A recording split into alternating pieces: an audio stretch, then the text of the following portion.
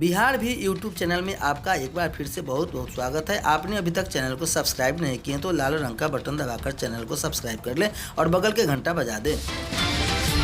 इस वक्त शिक्षकों के लिए सबसे बड़ी खबर आ रही है। शिक्षा विभाग ने जारी किया पत्र, अब निरीक्षण को लेकर आ गई बड़ी खबर। कार्यालय जिला शिक्षा पदाधिकारी भोजपुर, पत्रांक 2338 का 30/11/2023। अहसान जिला शिक्षा पदाधिकारी भोजपुर आरा। सभी जिला कार्यक्रम पदाधिकारी शिक्षा, अपर विद्यालय निरीक्षण आरा नगर, सभी प्रखंड शिक्षा पदाधिकारी भोजपुर नोट कॉम ऐप के माध्यम से विद्यालय निरीक्षण करते हुए फोटोग्राफ हस्ताक्षरी के व्हाट्सएप पर प्रत्येक दिन उपलब्ध कराने के संबंध में सूचित किया जाता है कि अधिसूचना संख्या 2707 दिनांक 28/11/2023 के द्वारा सभी सरकारी विद्यालय हेतु मॉडल टाइप टेबल एवं आवश्यक दिशा निर्देश जारी किया गया है, जिसमें पूर्वाह्न 9 बजे से अपराह्न 5 बजे तक शिक्षकों की उपस्थिति अनिवार्य की गई है। उक्त को ध्यान में रखते हुए आपको निर्देश दिया जाता है कि प्रत्येक दिन पूर्वाह्न 9 बजे से अचूक रूप से विद्यालय में पहुंचकर नोट कैम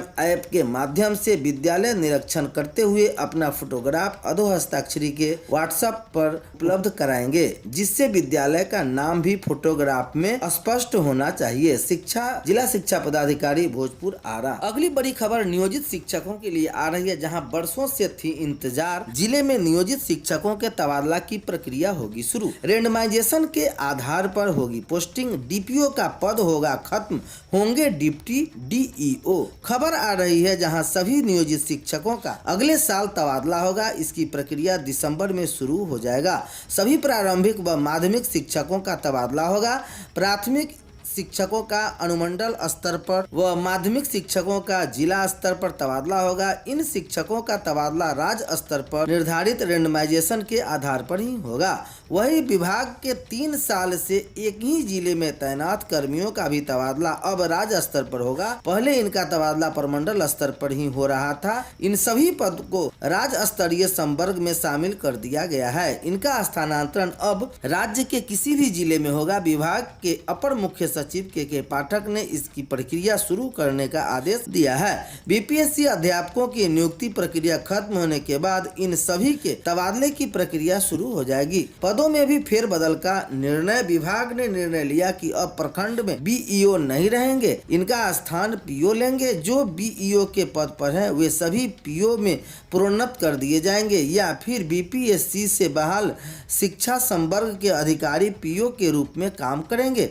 वर्तमान में भी पीओ की बीईओ का अतिरिक्त प्रभार दिया गया था। वही डीपीओ का खुद पद खत्म कर दिया जाएगा। केवल डीपीओ स्थापना डिप्टी डीईओ के पद पर रहेंगे। इधर डीईओ संजय कुमार ने बताया कि इस संबंध में गाइडलाइन तैयार किया जा रहा है। दिसंबर में इन प्रक्रियाओं के शुरू होने की पूरी संभावना जताई जा रही है। तो अब नियोजित शिक्षकों की वर्षों की इंतजार की घड़ी हो गई खत्म। अब इन्हें तबादला होगी, जिसका वर्षों से था इंतजार। स्कूलों में 5 बजे तक होगी पढ़ाई। विभाग की तरफ से मॉडल टाइम टेबल हुई जारी। प्रधानाध्यापक नहीं कर सकेंगे बदलाव। यह बड़ी खबर आ रही है। शिक्षा विभाग ने सभी प्रकार के राजकीय प्रारंभिक माध्यमिक व उच्च माध्यमिक विद्यालयों के लिए मॉडल टाइम टेबल जारी कर दिया है। यह मॉडल टाइम केवल 1 दिसंबर से प्रभावी होगा।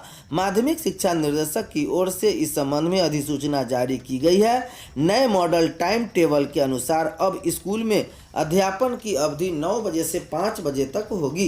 पहले स्कूल में 4 बजे छुट्टी हो जाती थी। विभाग ने 1 दिसंबर से मिशन दक्ष प्रारंभ किया है। इसमें कमजोर बच्चों की विशेष कक्षा ली जानी है। अब इस अतिरिक्त 1 घंटे में मिशन दक्ष के तहत चयनित बच्चों को पढ़ाया जाएगा। सभी प्रारंभिक माध्यमिक उच्च माध्यमिक विद्यालय के प्रधानाध्यापक उपरोक्त समय सारणी के अनुसार ही काम करेंगे। समयानुसार विद्यालय खोलना व बंद करना सुनिश्चित करेंगे। इसके अतिरिक्त संस्कृत बोर्ड के अंतर्गत आने वाले विद्यालय व राजकीय उर्दू विद्यालय भी उपरोक्त मॉडल टाइम टेबल का पालन करेंगे। प्रधानाध्यापक नहीं कर सकेंगे बदलाव। यह बड़ी खबर आ रही है। किसी भी सरकारी विद्यालय के प्रधानाध्यापक या प्रभारी प्रधानाध्यापक अपने स्तर से उपरोक्त विद्यालय की समय सारणी में कोई बदलाव नहीं कर सकेंगे, अन्यथा उनके विरुद्ध कार्रवाई की जाएगी। यदि किसी कक्षा या बोर्ड सेटअप परीक्षा ली जाती है तो अन्य कक्षाओं को सस्पेंड नहीं किया जाएगा। शनिवार को विद्यालय में पूरे दिन गतिविधि रहेगी। शनिवार को भोजनावकाश तक अध्ययन का कार्य होगा। भोजनावकाश के बाद अभिभावकों के साथ बैठक व बाल संसद आयोजित किया जाएगा। विभाग का कहना है कि विद्यालय निरीक्षण से स्पष्ट हुआ है कि प्रारंभिक व माध्यमिक विद्यालयों के खुलने व बंद होने के समय में भिन्नता व प्रत्येक कक्षा की अवधि में ही अंतर है।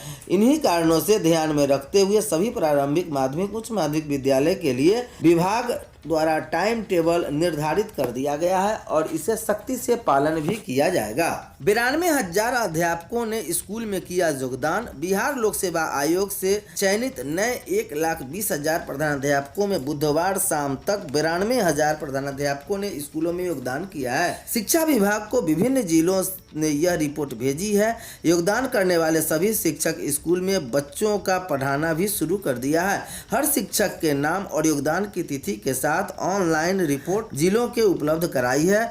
विभाग ने जिलों को निर्देश दिया था कि जो शिक्षक योगदान कर चुके हैं उसकी रिपोर्ट तुरंत भेज दे। स्कूल में पूर्व से नियोजित शिक्षक रहे हैं, उन्हें योगदान करने के लिए 30 नवंबर से समय बढ़ाकर 7 दिसंबर तक कर दिया गया है। बिहार लोक सेवा आयोग से 1,70,000 शिक्षकों की वैकेंसी निकाली गई थी, जिसमें कक्षा 1 से 12 तक के 1,20,336 शिक्षकों का चयन किया गया। इसमें 1,10,000 ने ही औपबंधिक पत्र प्राप्त किया।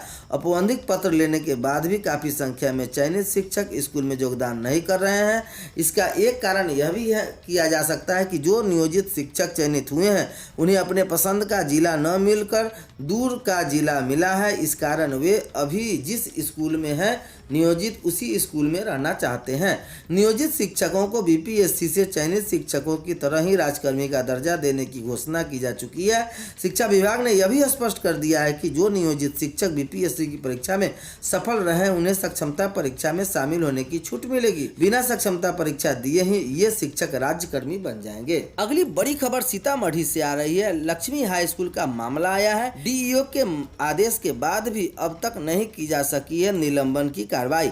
एचएम के प्रभार को लेकर विकास कार्य पर ब्रेक। 1800 बच्चे लाभुक योजना से हुए वंचित। यह बड़ी खबर सीतामढ़ी से आ रही है। सीतामढ़ी नगर के लक्ष्मी हाई स्कूल में प्रभारी प्रधानाध्यापक को प्रभार को लेकर 2 शिक्षकों में पिछले 6 माह से छिरा घमासान थम नहीं रहा है। इस मामले को लेकर जहां शिक्षा अधिकारी द्वारा दिए जा रहे आदेश का अनुपालन नहीं हो रहा है, वही दूसरी ओर ने केवल स्कूल के विकास कार्य पर ब्रेक लगा चुका है, बल्कि स्कूल में अध्ययनरत 1800 छात्र छात्राएं लाभुक योजना से वंचित हो रहे हैं। कमाल की बात तो यह है कि वे अभी बीपीएससी अध्यापक भर्ती परीक्षा में स्कूल के 3 शिक्षक सफल हुए हैं, जिसका विवरण आदेश नगर आयुक्त द्वारा स्कूल के अलग प्रभारी प्रधानाध्यापक की अनुशंसा पर किया गया है, जबकि प्रभार नहीं सौंपे जाने के कारण जिला शिक्षा पदाधिकारी द्वारा नगर आयुक्त को सहायक शिक्षिका नीलम कुमारी के विरुद्ध निलंबन की अनुशंसा की थी।